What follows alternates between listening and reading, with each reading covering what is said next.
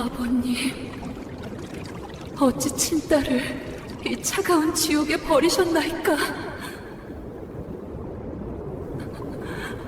가문의 얄팍한 체면을 지키려다 제 핏줄을 저 차가운 우물에 던졌으니 억울한 처녀 귀신의 핏빛 복수를 본편에서 확인해 보시게나. 서늘한 쇠소리가 캄캄한 밤 공기를 날카롭게 가르며 굳게 닫혀있던 두꺼운 우물, 뚜껑이 열리자 코끝을 찌르는 매캐하고 역겨운 썩은 물 냄새가 순식간에 온 마을을 시커멓게 뒤덮었습니다. 칠흑 같은 어둠 속에서 차가운 돌덩이가 거칠게 바닥을 긁는 소리가 무거운 정막을 무참히 찢고 울려 퍼지자 공포에 질린 마을 사람들은 모두 숨을 죽인 채 덜덜 떨며 이불자락을 꽉 틀어쥐었습니다.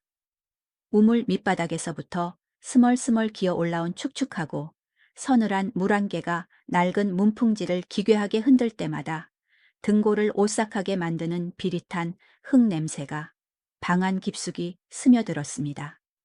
캄캄하고 적막한 밤하늘을 예리하게 가르는 기괴하고도 구슬픈 여인의 흐느낌. 그것은 평생을 이름조차 없이 숨죽여 살아야만 했던 한 가엾고 가련한 영혼이 토해내는 피 맺힌 절규이자 세상에서 가장 슬픈 저주였습니다. 우리는 치열하게 세상을 살아가면서 도저히 내 알량한 힘으로는 어찌해 볼 도리가 없는 거대한 세상의 벽과 폭력 앞에서 무기력하게 털썩 주저앉아 누구에게도 말하지 못하고 소리 없는 피눈물을 삼켜본 적이 있습니다.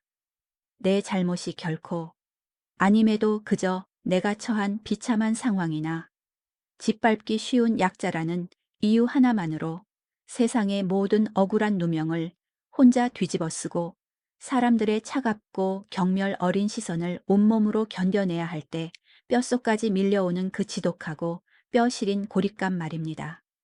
젊은 시절 가족을 먹여 살리느라 뼈가 부서져라. 이랬지만 돌아오는 것은 차가운 오해와 멸시뿐일 때 방구석에 홀로 앉아 가슴만 치던 그 먹먹한 밤들을 여러분은 기억하십니까? 오늘 설화공방이 여러분을 초대할 기괴하고도 슬픈 이야기는 바로 그 절대적인 절망의 벼랑 끝 가장 어둡고 차가운 우물 바닥에서 피어난 핏빛 원한에 대한 끔찍한 기록입니다.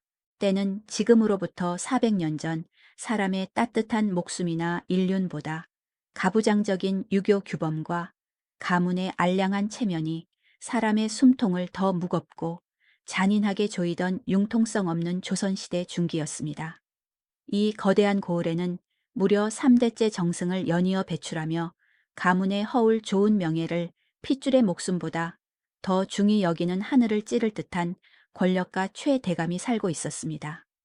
그의 집안에는 100가마니의 쌀이 창고에서 썩어 나가고 수백 명의 억눌린 노비들이 벌레처럼 굽신거렸으나 정작 담장 밖에서 굶어 죽어가는 불쌍한 백성에게는 찬물 한 모금조차 내어주지 않을 만큼 철저하고 피도 눈물도 없는 차가운 법도가 지배하고 있었습니다.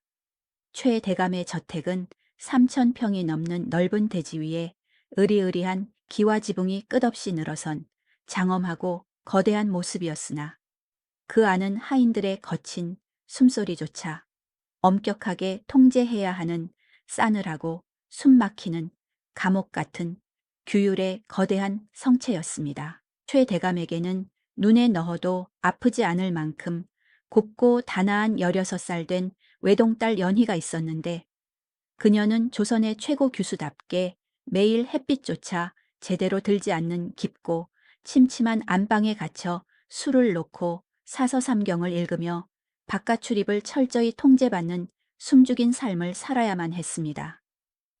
연희의 정해진 운명은 오직 가문의 권력을 더욱 견고하게 다지기 위해 나는 새도 떨어뜨린다는 더 높은 권력가인 판서댁으로 시집가서 그 집안의 대를 이을 아들을 낳아주는 기계가 되는 것, 그것 단 하나뿐이었습니다.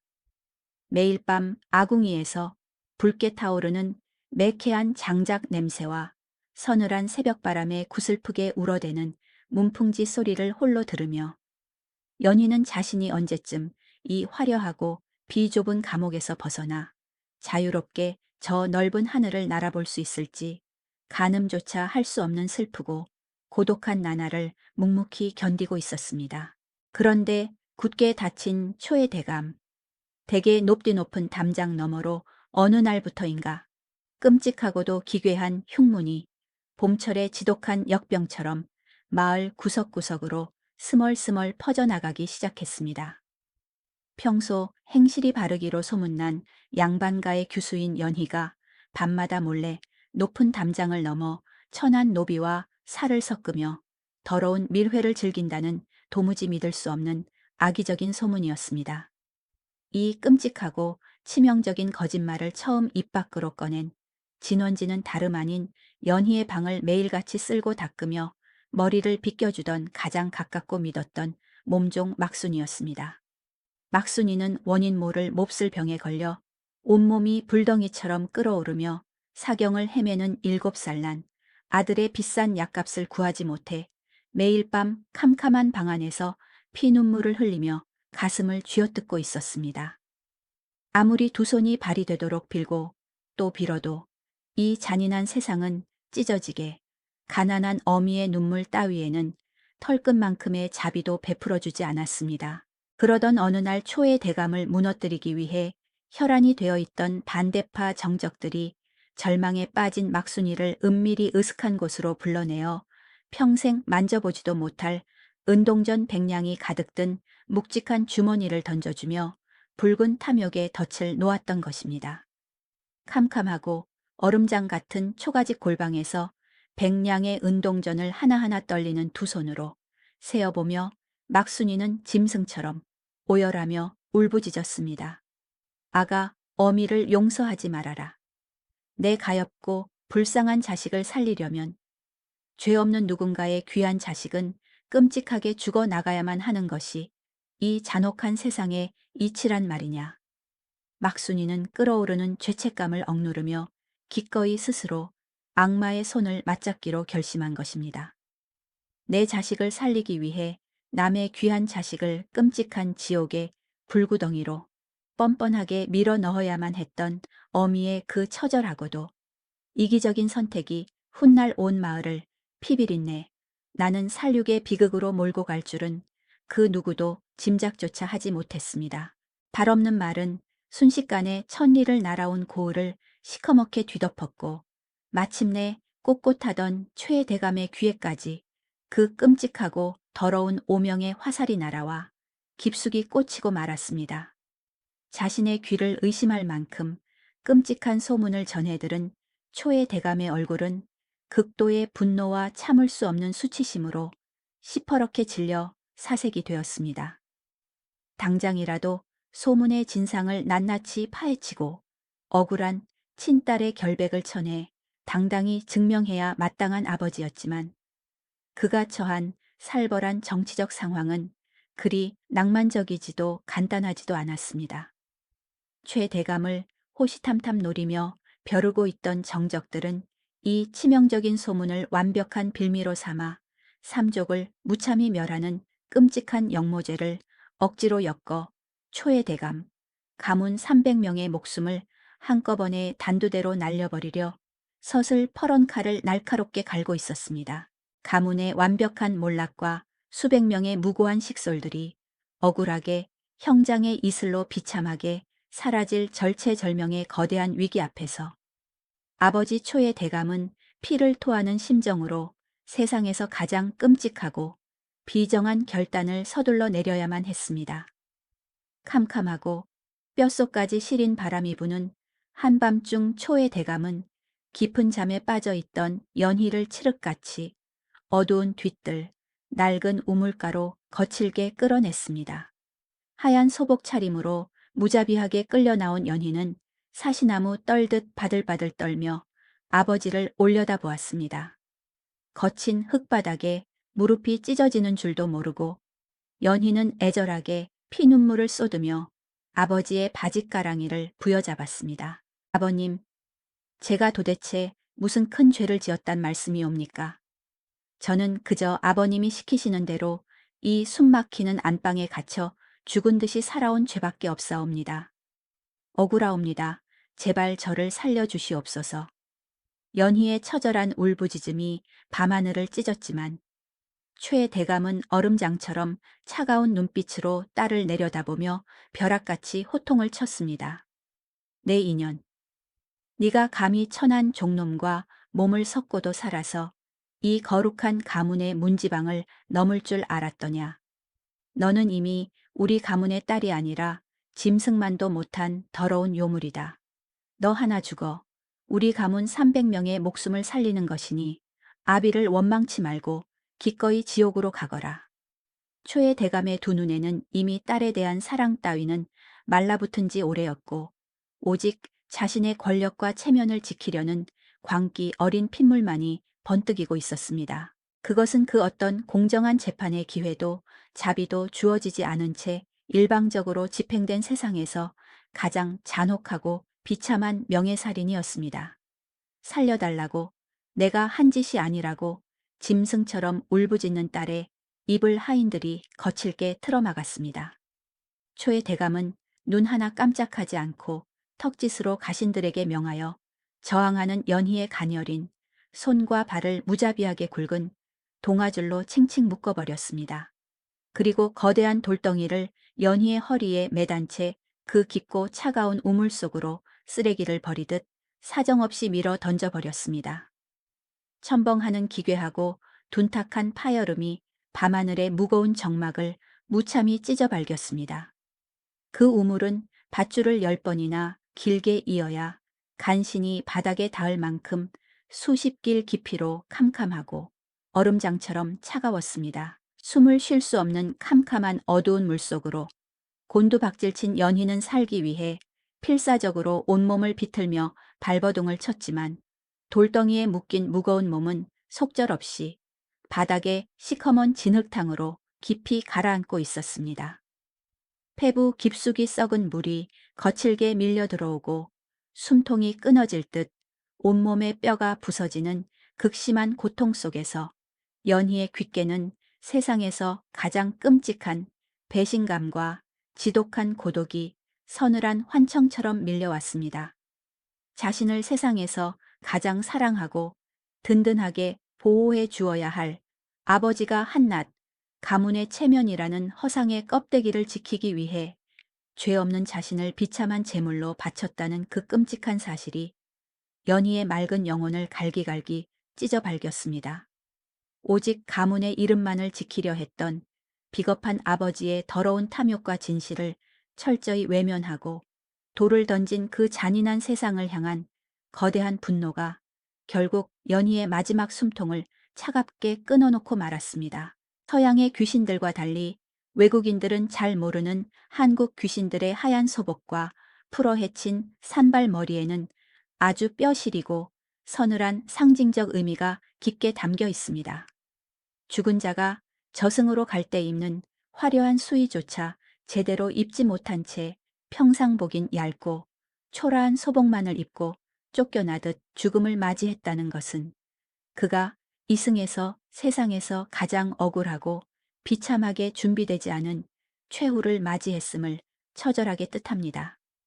또한 단정하게 묶어 비녀를 꽂고 있어야 할 머리카락이 미친 듯이 사방으로 풀어 헤쳐졌다는 것은 살아생전 힘없는 여성을 억누르던 폭력적인 가부장제와 사회가 강제로 부여했던 모든 억압과 규범을 단숨에 산산조각 내버리고 이제는 철저히 통제불능의 파괴적인 분노의 화신으로 완벽하게 각성했음을 천해 선언하는 가장 서늘하고 압도적인 시각적 장치인 것입니다. 뼈에 사무친 깊고 짙은 슬픔과 세상에 대한 지독한 분노, 즉 한국 고유의 한이라는 이 지독한 감정의 덩어리는 죽음의 캄캄한 문턱을 넘어 우물 바닥에서 썩어 들어가던 그녀의 시신을 세상을 닥치는 대로 삼키고 파괴하는 무자비한 괴물로 완벽하게 부화시켰습니다. 연희가 억울하게 죽고 난 뒤 마을은 겉보기에는 아무 일도 없었다는 듯 고요한 평온을 되찾은 듯 보였지만 그것은 거대한 피해 재앙이 몰아치기 전에 기괴하고 소름 끼치는 폭풍전야에 불과했습니다. 며칠 뒤 초의 대감집에 맑고 시원했던 우물물이 하루아침에 시퍼런 도끼를 품은 붉은 핏빛으로 끔찍하게 변해버렸고 코를 찌르는 역겨운 썩은 시체. 냄새가 온 저택에 진동하기 시작했습니다. 놀란 하인들이 낑낑대며 우물을 덮은 무거운 바위를 치우자 그 시커먼 속에서 덜덜 떨며 기어 올라오는 수천 마리의 눈먼 검은 쥐, 떼들과 기괴한 붉은 독사들이 마당을 시커멓게 덮치며 끔찍한 흉조의 서막을 알렸습니다. 하늘에 거대한 구멍이 뚫린 듯 시퍼런 벼락과 거센 비바람이 미친 듯이 몰아치던 칠흑 같은 어느 밤 우물을 굳게 덮어두었던 수백 근의 육중한 바위가 쾅 하는 귀를 찢는 굉음과 함께 단번에 두 동강이 나며 산산이 깨어져 나갔습니다. 그리고 그 시커먼 우물, 구멍 속에서 썩은 피딱지와 검은 진흙을 뚝뚝 흘리는 연희의 웡위가 기괴한 관절 꺾이는 소리를 내며 천천히 허공으로 솟구쳐 올랐습니다. 웡위가 가장 먼저 스며든 곳은 바로 자신을 억울한 죽음으로 내몬 비정한 아버지 초에 대감에 굳게 닫힌 안방이었습니다. 잠결에 뼛속을 파고드는 지독한 냉기와 역겨운 물비린내에 눈을 번쩍 뜬 최 대감의 눈앞에는 우물 속에서 썩어 문드러진 딸의 흉측하고 창백한 얼굴이 코앞까지 바짝 다가와 있었습니다. 아버지, 제 억울한 핏물 맛이 어떠하십니까? 가문의 껍데기 같은 그 알량한 명예를 지키셨으니 이제 그 잘난 목숨을 제게 내어주시지요. 연희에 찢어지는 듯한 기괴한 원망의 목소리가 초의 대감의 고막을 잔혹하게 터뜨렸습니다. 헉 하고 비명을 지르려 했으나 웡위의 젖고 차가운 두 손이 이미 초의 대감의 목통을 강철 집게처럼 꽉 조이고 있었습니다. 초의 대감은 두 눈을 끔찍하게 뒤집은 채 공포와 질식의 극심한 고통 속에서 짐승처럼 버둥거리다 결국 심장이 터져 피를 토하며 즉사하고 말았습니다. 자신의 아비를 제 손으로 무참히 죽이고도 연희의 붉은 원호는 길고 슬프게 탄식했습니다. 그녀의 멈출 수 없는 진짜 복수는 여기서 끝이 아니었습니다. 이 모든 끔찍한 거짓 소문을 입에 올리며 방관하고 낄낄대던 마을에 썩어빠진 권력자들을 향해 웡위는 미친 듯이 폭주하기 시작했습니다. 웡위는 마을 전체의 식수원인 거대한 중앙 우물로 소리 없이 날아가 자신의 도끼 어린 피투성이 머리카락을 그 맑은 물속에 깊숙이 담가 끔찍한 저주를 퍼부었습니다. 다음 날 아침 아무것도 모른 채 그 저주받은 핏빛 우물물을 길어다 마신 고을의 양반들과 위선적인 권력자들은 하나둘씩 자신의 목을 미친 듯이 쥐어뜯으며 검은 피를 토하고 길바닥에 쓰러져 발작하기 시작했습니다. 평화롭던 마을은 순식간에 살려달라는 처절한 비명과 썩은 시체들이 산처럼 나뒹구는 아비규환의 생지옥으로 완벽하게 변해버렸습니다. 용하다는 의원을 부르고 징을 치며 무당을 불러 아무리 굿을 해보아도 뼛속까지 독이 퍼진 물을 마신 자들은 예외 없이 산채로 살이 썩어 들어가는 끔찍한 고통 속에서 처참한 죽음을 맞이했습니다. 그것은 억눌린 자의 처절한 목소리를 무참히 짓밟고 자신들의 알량한 체면만을 지키려 했던 이기적인 집단 전체를 씨 말려 멸절시켜버리는 가장 완벽하고도 끔찍한 무차별적 살육의 복수극이었습니다.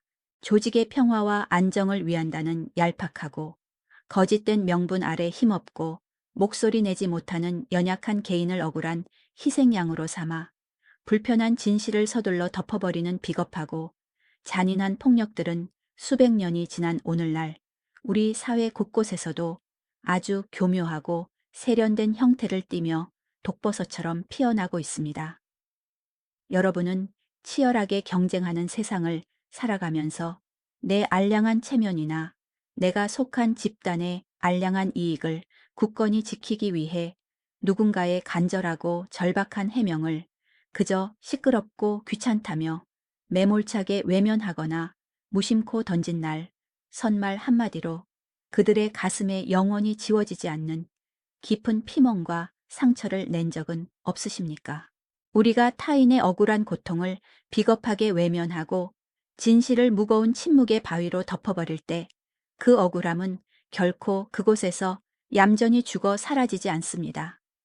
그것은 아무도 보지 않는 어둡고 축축한 심연 속에서 도끼 어린 머리카락을 끝없이 기르며 거대한 괴물로 자라나 언젠가 우리의 평온한 일상을 시퍼런 도구로 물들이고 철저히 파괴하는 가장 끔찍한 재앙이 되어 우리 등 뒤로 서늘하게 돌아올 것입니다.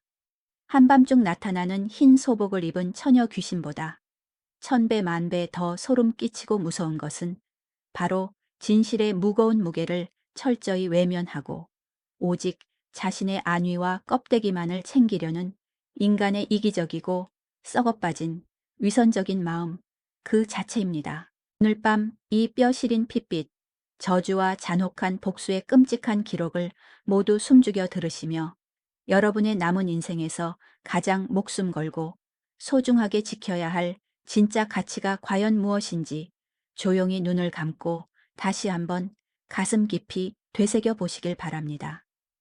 남들에게 훌륭하게 보이기 위한 화려한 껍데기와 얄팍한 체면만을 좇아 아등바등 살아가다 결국 내 삶의 진짜 소중한 알맹이와 사랑하는 가족들을 영원히 잃어버리는 캄캄하고 어리석은 우를 범하지 마시길 간절히 또 간절히 바랍니다.